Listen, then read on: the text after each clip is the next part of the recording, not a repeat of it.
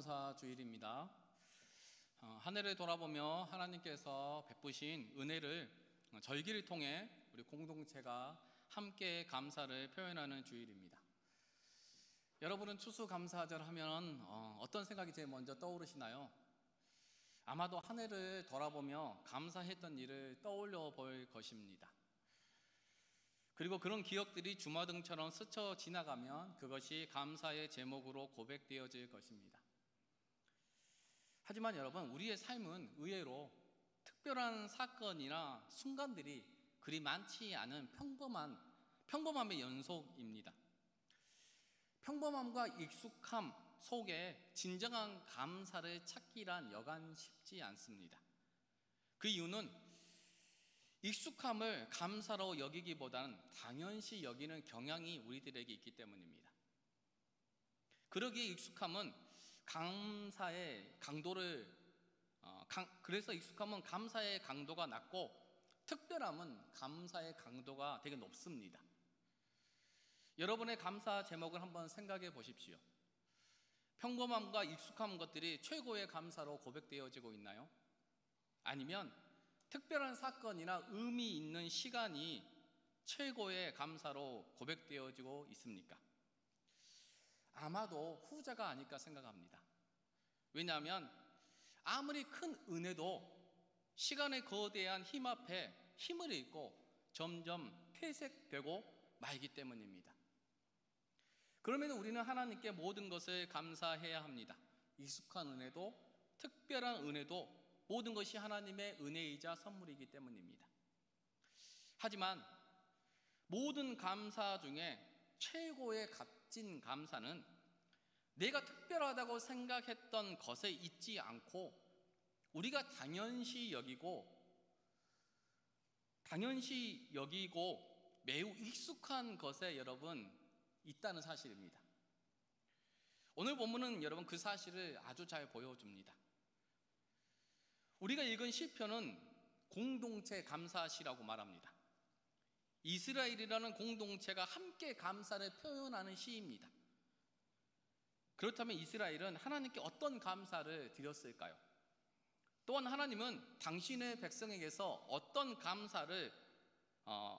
값진 감사를 받기를 원하실까요? 오늘 말씀을 통해 여러분 살펴보도록 하겠습니다.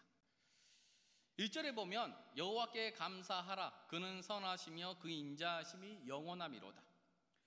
본문은 여호와께 감사하라고 말합니다.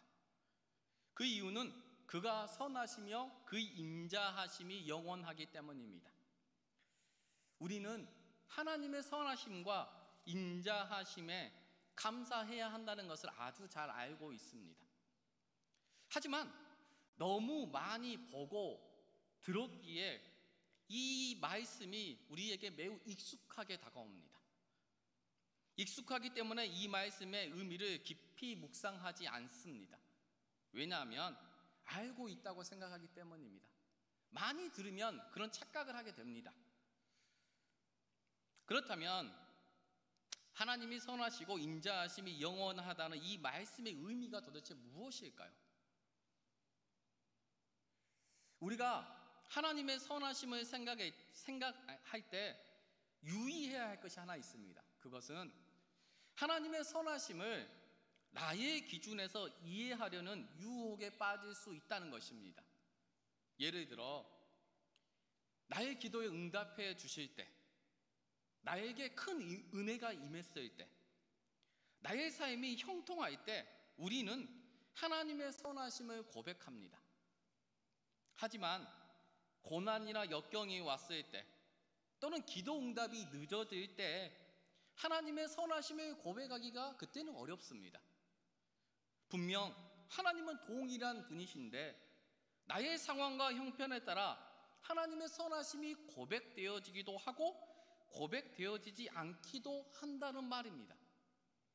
또한 하나님의 인자하심을 생각할 때도 내가 어떤 죄를 지었거나 실수했을 때 그 죄를 용서해 주시거나 오래 참아 주실 때는 하나님의 인자하심을 고백합니다.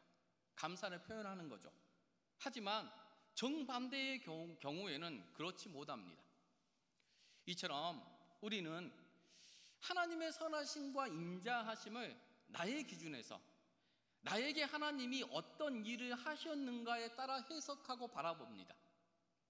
하지만 이것은 온전한 감사가 아닙니다. 왜냐하면 감사는 나의 조건이나 상황에 따라 나의 기준에서 하는 것이 아니기 때문입니다. 나에게서 감사의 기준을 찾아서는 안 된다는 말입니다. 감사는 나에게서 찾는 것이 아니라 하나님에게서 찾는 것입니다. 무슨 말이냐면 하나님이라는 존재와 그분이 행하신 일에서 여러분 감사를 찾아야 한다는 말입니다. 오늘 본문이 여러분 그 사실을 잘 말해주고 있습니다. 먼저 하나님이 행하신 일과 관련해서 오늘 본문에서 말하는 감사해야 할 하나님의 선하심은 창조와 관련되어 있습니다. 여기 선하다는 이 단어는 히브리어로 토부인데 선한, 좋은이라는 뜻입니다. 하나님이 세상을 창조하시며 보시기에 좋았다라고 말씀하셨을 때 그 좋다가 바로 이 토부입니다. 하나님은 피조 세계를 선하게 창조하신 후 좋았다고 말씀하셨습니다. 따라서 피조 세계는 선하고 좋은 것입니다. 우리가 누리는 모든 것이 하나님의 선한 창조에서 비롯되었기 때문입니다. 그러기에 우리는 하나님의 선하심을 나의 기준에서 논해서는 안 되고 하나님이 창조한 피조물을 보고 그것을 통해 감사할 줄 알아야 합니다.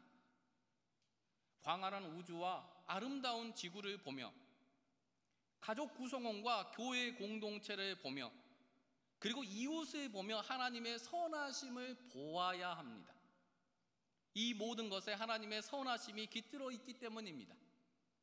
특별히 하나님의 형상으로 창조된 사람을 통해 하나님의 선하심을 볼 수 없다면 그분은 하나님의 선하심을 온전히 고백할 수 없습니다.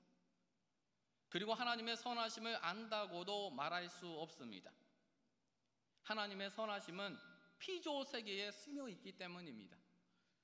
따라서 우리는 이 세계를 선함으로 창조하여 누리게 하신 하나님의 창조와 창조 세계를 보며 그분께 감사해야 합니다.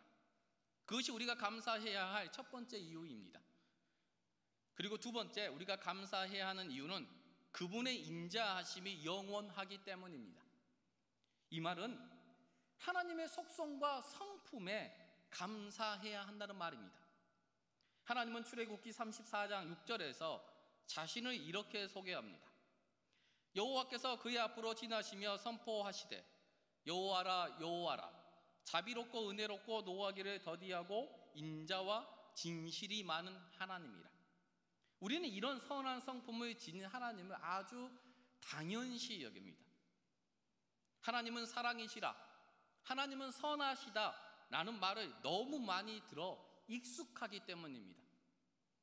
그 익숙함이 어느 순간 당연한 것으로 받아들여지고 그 익숙함이 감사하지 못하게 만드는 장애물이 된다는 것입니다. 그래서 하나님의 속성이나 성품에 감흥을 느끼지 못해 진정한 감사를 올려드리지 못할 때가 많습니다. 하지만 하나님이 선하신 분이라는 것과 그분을 믿고 있다는 사실은 여러분 당연한 것이 아닌 이 피조 세계의 가장 큰 복이라는 사실입니다. 왜냐하면 하나님과 같은 분이 존재하지 않기 때문입니다. 고대 시대는 다신론이었습니다. 그리고 그들이 알고 믿었던 신은 허상에 불과했지만 그들은 그 신을 두려운 존재로 인식했습니다. 그래서 신의 비위를 맞추기 위해 온갖 제사를 드리고 잔혹한 일들을 신을 위해 행했습니다. 그 이유는 신을 기쁘게 하지 않으면 화를 당한다고 생각했기 때문입니다. 그래서 어업을 주업으로 하는 지역은 지금도 제사를 드리고 무당이나 점집에 가면 신이 노했으니 그를 달래야 한다며 굿을 하기도 합니다. 이처럼 그들이 제사 드리는 마음의 근저에는 신에 대한 두려움, 공포가 깔려 있습니다. 신의 포악성이 자리 잡고 있습니다. 그 두려움은 사단의 속성입니다. 사단은 죄와 사망으로 이 세계를 통치합니다. 그리고 결국 영원한 죽음을 선물로 선사합니다. 그 이유는 사단이 죽음의 세력이기 때문입니다. 원래 우리는 사단의 종된 자로서 죽음을 예약해 놓은 자들이었습니다. 하지만 인자하심이 영원한 하나님이 우리를 자녀 삼아 주셨습니다. 그리고 그분의 속성과 성품에서 흘러나오는 영원한 생명을 주셨습니다. 이처럼 구원받을 자격 없는 우리가 영생을 얻을 수 있는 배경에는 하나님의 선한 성품이 있었다는 것입니다. 따라서 하나님이 어떤 분인가가 우리의 구원뿐만 아니라 삶의 모든 영역에서 핵심 역할을 합니다. 그러기에 우리는 하나님의 속성과 성품을 찬양하며 감사해야 합니다. 그렇다면 우리는 얼마나 하나님의 성품에 대해서 감사하고 있을까요? 하나님의 그 속성 때문에 내가 자유자로 영원한 하나님 나라를 소망하며 살아갈 수 있다는 사실에 감격하고 있을까요? 여러분은 이 하나님의 속성과 성품에 대해 묵상을 많이 해보십니까? 저는 좀 당연시 여기는 경향이 저에게 있는 것 같습니다. 당연한 것이기 때문에 묵상하지 않는 거죠. 익숙하기 때문에 감사하지 않는 거죠.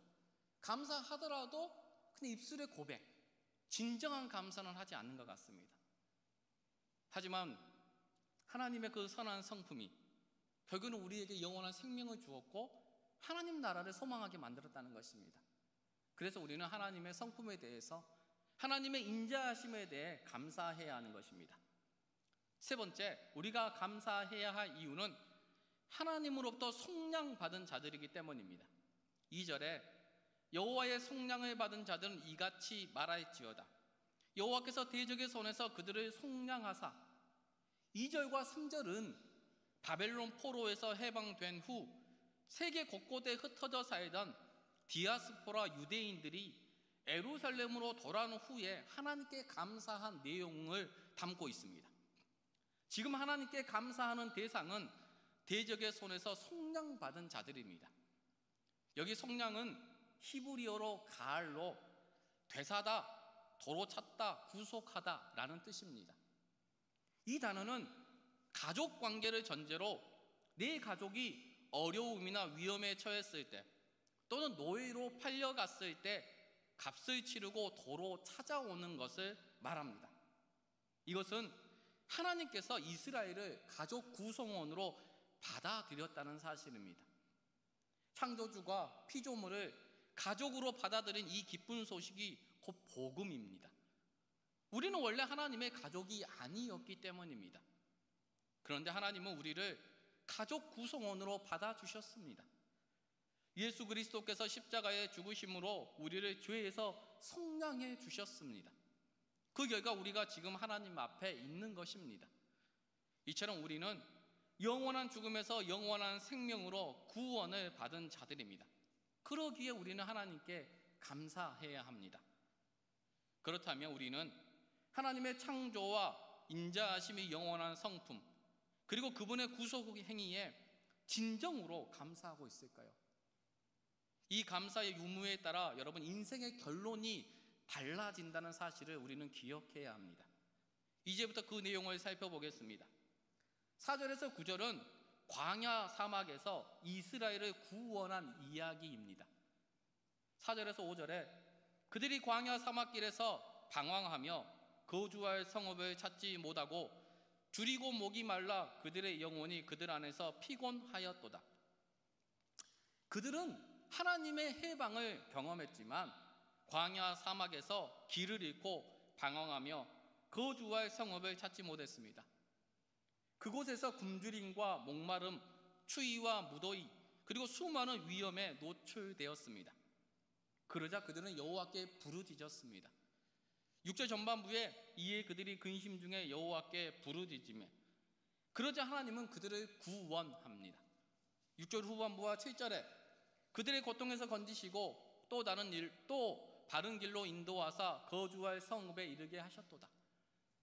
하나님은 당신의 백성의 기도를 듣고 그들을 고통에서 구원하셨고 바른 길로 하나님의 성전이 있는 예루살렘으로 그들을 인도해 주셨습니다. 그러자 죽음의 세력에서 구원을 받은 디아스포라 유대인들은 하나님께 감사를 드렸습니다. 8절에서 9절에 여호와의 인자하심과 인생에게 행하신 기적으로 말미암아 그를 찬송할지어다. 그가 사모하는 영혼에게 만족을 주시며 줄인 영혼에게 좋은 것으로 채워주심이로다. 여러분 4절과 9절을 유심히 보면 고난, 기도, 구원, 감사의 패턴으로 이루어져 있습니다. 여러분 이러한 패턴이 아마도 우리의 인생일 것이라고 저는 생각합니다. 우리는 끊임없는 고난에 직면합니다. 그 이유는 우리가 살아가는 이 삶이 광야 사막이기 때문입니다. 하지만 우리에게는 이 고난을 극복할 수 있는 저력이 있습니다. 그것이 바로 기도입니다. 기도는 창조주이신 하나님의 전능하심과 인자하심이 영원한 그분의 성품에 호소하는 것입니다. 그럴 때 하나님은 당신의 백성을 구원합니다. 그리고 구원받은 자들은 감사의 제사를 올려드립니다. 오늘 본문의 디아스포라 유대인이 그랬고 우리의 삶도 그러해야 한다는 것을 우리는 아주 잘 알고 있습니다. 하지만 정답을 알고 있다고 해서 모두가 그 정답에 이르는 것은 아닙니다. 그 대표적인 예가 여러분 출애굽 1세대였습니다. 그들은 오늘 본문에 제2의 출애굽이라 일컬어지는 바벨론에서 구원을 경험한 자들과 동일한 상황과 환경에 처해 있었습니다. 애굽에서 종살이하며 비참한 삶을 살았지만 하나님께서 모세를 통해 그들을 구원하셨습니다.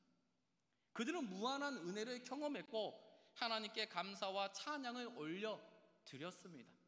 말로 형용할 수 없는 기쁨이 임했을 것입니다. 하지만 해방된 후 그들이 맞닥뜨려야 했던 현실은 가나안 땅이 아니었습니다. 광야 사막이었습니다. 그곳은 굶주림과 목마름이 있고 무더위와 추위가 기승을 부리는 고난의 땅이었습니다. 아마도 그들은 이러한 현실을 예상하지 못했을 것입니다. 장밋빛 인생을 꿈꿨는데 현실은 잿빛 인생이었다는 것입니다. 하지만 그들에게는 그 역경을 극복할 수 있는 열쇠가 있었습니다. 그것은 바로 기도입니다. 부르짖음입니다. 하지만 그들은 그 키를 사용하지 않고 대신 하나님을 향해 원망, 불평하는 것을 선택했습니다. 그 결과 하나님의 구원을 경험하지 못할 뿐 아니라 더 깊은 고난의 터널로 빠져들고 말았습니다. 그들은 고난, 기도, 구원, 감사로 이어지는 승리의 삶이 아닌 고난, 원망, 불평, 심판, 죽음으로 이어지는 저주로 삶을 마감했습니다. 그렇다면 무엇이 이 둘의 운명을 이토록 갈라 놓았을까요? 오늘 본문에 디아스포라 유대인들 또한 구원을 경험했지만 6절에 보면 광야 사막에서 근심했다고 기록합니다. 이 근심은 히브리어로 차르인데 고통 또는 재난을 말합니다. 그들은 광야 사막에서 고통스러웠습니다. 또 다른 재난이 임한 것처럼 느껴졌습니다. 하지만 그들은 하나님께 원망 불평하는 대신 여호와께 부르짖었습니다. 그들은 재난을 부르짖음으로 승화했습니다. 그러기에 원망 불평하지 않을 수 있었습니다. 그렇다면 그들과 출애굽 1세대들과 무슨 차이가 있기에 그들은 부르짖을 수 있었을까요? 저는 이 해답을 익숙함에서 찾습니다. 출애굽 1세대들과 바벨론 포로지에서 해방된 세대들은 모두 하나님의 구원을 경험했다는 공통점이 있습니다. 그리고 그들 모두는 동일하게 감사했고 찬양했습니다. 이루 말할 수 없는 기쁨과 환희를 경험했습니다. 노예에서 해방됐으니 여러분 얼마나 기뻤겠습니까? 하지만 출애굽 세대는 그 구원을 당연하게 받아들였습니다. 구원은 그들에게 이미 익숙해져 더 이상 그들을 감동시키거나 감사하게 하지 못했습니다. 구원은 과거의 유물에 지나지 않았기 때문입니다. 구원에 대한 감사의 강도가 옅어지자 그것이 광야 사막이라는 열악한 환경에서 원망불평으로 표출된 것입니다. 현재의 고난이 구원보다 훨씬 더 크게 여겨졌기 때문입니다. 그래서 그들은 다시 애굽으로 돌아가자고 말했습니다. 하나님의 구원을 얼마나 하찮게 여겼는지 보여주는 대목입니다. 하지만 바벨론 포로지에서 구원을 받은 디아스포라 유대인들은 구원의 감격을 잊지 않았습니다. 그들에게 구원은 익숙한 것도 당연한 것도 아니었습니다. 또한 과거의 흔적으로만 남아있지 않고 현재까지도 그 구원의 감격이 그들을 지배하고 있었습니다. 그러기에 광야 사막에서의 고통도 그들을 원망불평으로 이끌지 못했습니다.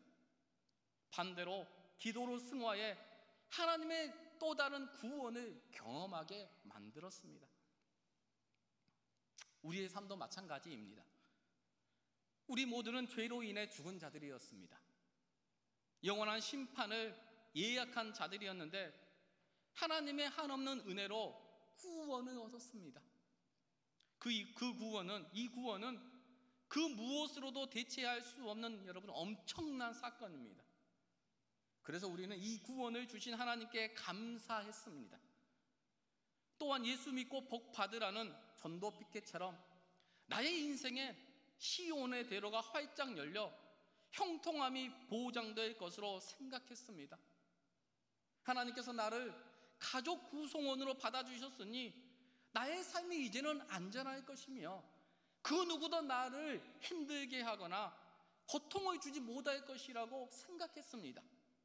하지만 우리가 맞닥뜨린 현실은 광야 사막입니다.